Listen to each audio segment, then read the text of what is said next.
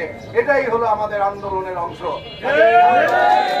আন্দোলন যতদিন পর্যন্ত আমাদের সফল না হবে ততদিন পর্যন্ত কিন্তু আমরা রাজপথে রয়েছি, আমরা কিন্তু রাজপথেই থাকবো। আরেকটি আন্দোলন এখনো বাকি রয়েছে, সেটি হলো তারেক রহমানকে বাংলাদেশে ফিরিয়ে আনতে হবে। কারণ তারেক রহমান শহীদ রাষ্ট্রপতি জিয়াউর রহমানের সন্তান। শহীদ রাষ্ট্রপতি জিয়াউর রহমান বাংলাদেশে যে একটি সুশাসন প্রতিষ্ঠিত করেছিলেন এবং সেই ধারাবাহিকতায় তার সহধর্মিণী দেশনেত্রী বেগম খালেদা জিয়া বাংলাদেশে একটি সৎ এবং যোগ্য শাসন ব্যবস্থা প্রতিষ্ঠিত করেছিলেন, দুর্নীতিমুক্ত সমাজ ব্যবস্থা কায়েম করেছিলেন। তারই সন্তান তারেক রহমান, তার হাতেই বাংলাদেশ নিরাপদ। এটা পরীক্ষিত সত্য যে জিয়া পরিবারের হাতেই এই বাংলাদেশের মানুষ নিরাপদ, জিয়া পরিবারের হাতেই আমরা নিরাপদ, জনগণ নিরাপদ। জিয়া পরিবারের সবচাইতে নির্ভরযোগ্য সন্তান আমাদের নেতা জনাব তারেক রহমানকে অবিলম্বে বাংলাদেশে ফিরিয়ে আনতে হবে এবং তার হাতে এই বাংলাদেশকে তুলে দিয়ে বাংলাদেশের মানুষের ভাগ্য নিয়ে যারা ছিনিমিনি খেলেছে তাদের বিচার নিশ্চিত করতে হবে এবং বাংলাদেশের মানুষের পরবর্তীতে যে উন্নয়ন, সেই উন্নয়নের সকল দায়িত্ব তারেক রহমানের হাতে তুলে দিতে হবে। তাহলেই আমরা মনে করি যে আমাদের এই দফায় আন্দোলনের তিনটি মাত্রা রয়েছে, তিনটি মাত্রা আমাদের সমাপ্ত হবে।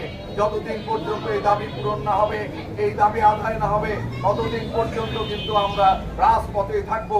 জিয়াউর রহমানের এই 44তম শাহাদত বার্ষিকীতে দাঁড়িয়ে আমরা এই শপথ নিলাম, যতদিন পর্যন্ত তারেক রহমান বাংলাদেশে ফিরে না আসবে, যতদিন পর্যন্ত আপনাদের ভোটের অধিকার ফিরিয়ে দিতে না পারবো, ততদিন পর্যন্ত আপনাদেরকে ছেড়ে আমরা যাব না।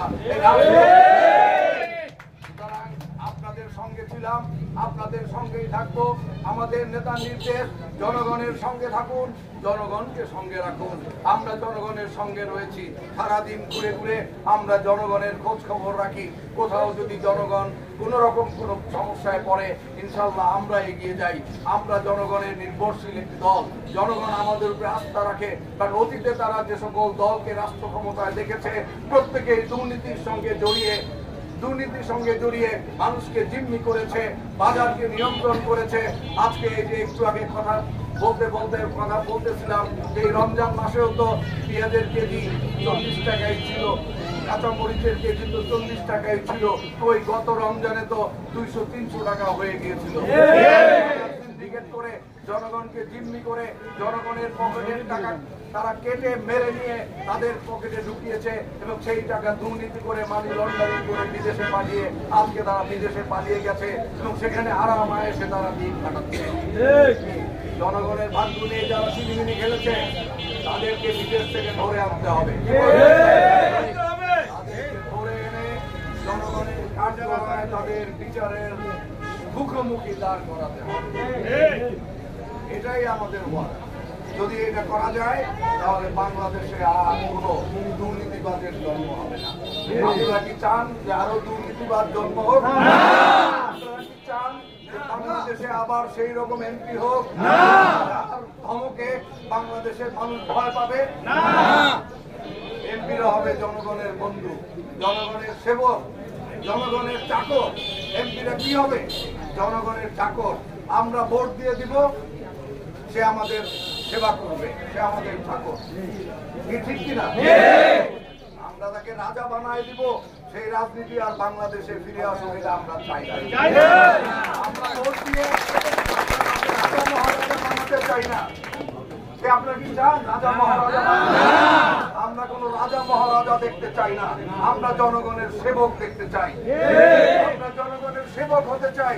আমরা কোন রাজা মহারাজা দেখতেও চাই না, বানাতেও চাই না, হতেও চাই না। বাংলাদেশে শাসন ব্যবস্থা আর যেন ফিরে না আসে, সেই জন্য দুর্নীতির সঙ্গে যারা জড়িত ছিল, অন্যায়ের সঙ্গে যারা জড়িত ছিল, ভোট চুরির সঙ্গে যারা জড়িত ছিল, মানুষকে যারা জিম্মি করে মানুষের ভোটের অধিকার যারা হরণ করেছিল, তাদেরকে জনতার আদালতে এনে বিচারের মুখোমুখি দাঁড় করাতে চাই। জিয়াউর রহমানের শাসনে ছিল সুশাসন।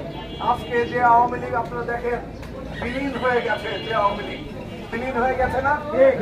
আজকে তারা দেখেন 15ই আগস্ট, গত 15ই আগস্ট তারা পালন করে নাই কেউ। ওই আমরা তো এত অন্যায় অত্যাচার করেছেন, এত জুলুম করেছেন, এত নিপীড়ন করেছেন, তারপরেও আমার মনে পড়ে যে গত 20 বছরে এমন কোনো তিরিশে মেয়ে নাই যে এই জায়গায় দাঁড়িয়ে আমি বক্তব্য দিয়ে না দিয়ে মামলার হুলিয়া নিয়ে গ্রেপ্তারের আতঙ্ক নিয়েও এই জায়গায় দাঁড়িয়ে শহীদ রাষ্ট্রপতি জিয়াউর রহমানকে গভীর শ্রদ্ধার সঙ্গে স্মরণ করে জনগণকে সঙ্গে নিয়ে তার জন্য দোয়া মোনাজাত করে তারপরে এখান থেকে বিদায় নিয়েছি। আজকে যারা আওয়ামী লীগ বলতে বলতে যারা গলা দিয়ে রক্ত বের করে ফেলতেন, ওই তাদেরকে তো আগামী 15ই আগস্ট মাঠে কোথাও খুঁজে পাওয়া যাবে না। কোথায় আপনাদের নেতা?